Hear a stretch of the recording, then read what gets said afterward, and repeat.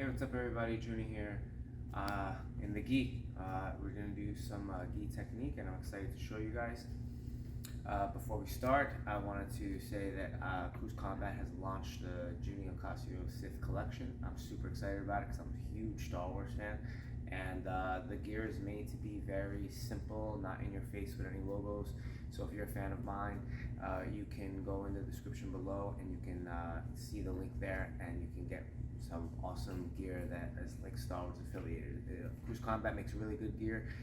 They make a lot of my gear I wear in competition. So if you're interested in that, go check it out, okay?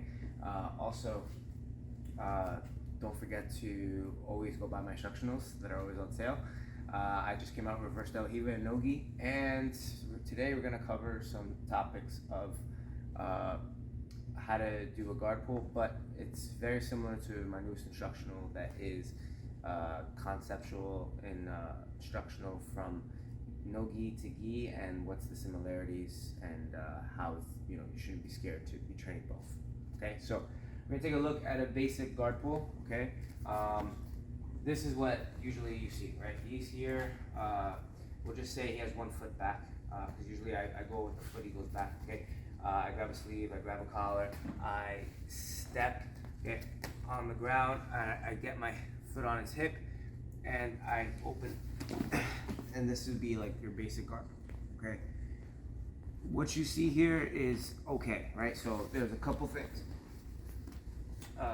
When I go to grip and I grip and I put my foot on his hip, it's very stagnant, and the way people drill it is stagnant.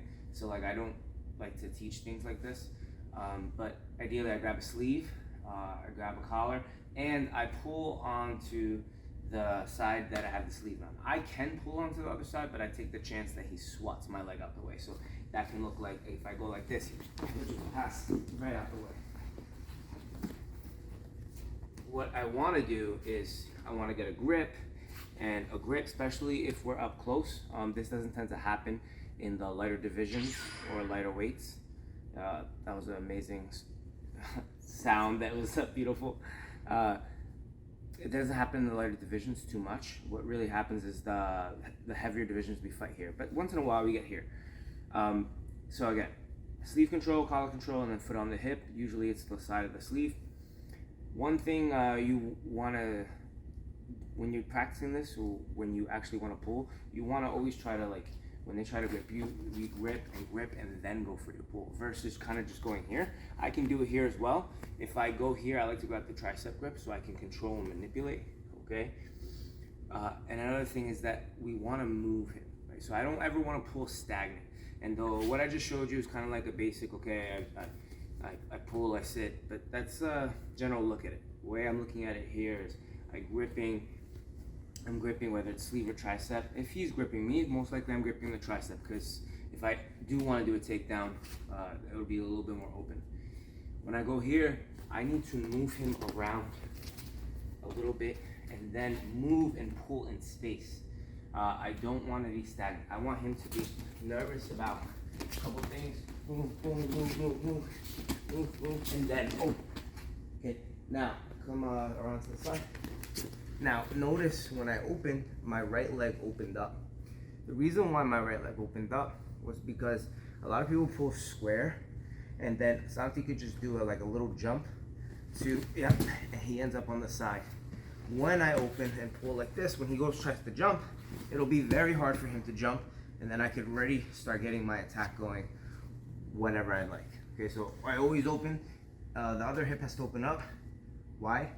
Just a little bit, and then the foot can either come around or in, and then we can start going for our attack.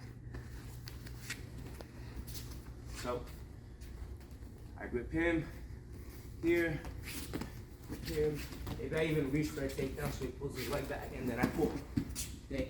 Once I pull, I'm able to go to any attack that I would like. Now the foot weaves in, the foot opens up. It doesn't need to open up so wide, but just enough where he can't just jump and get an easy pass. Right, so it's super important that you don't end up like this. You end up here. Okay.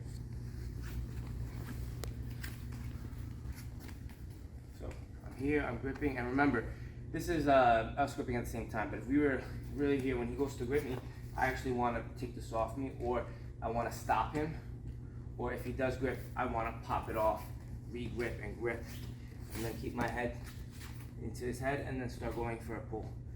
I can pull fast and I can pull stagnant and it can work, but it's always better to move him around a little bit, never to just pull straight.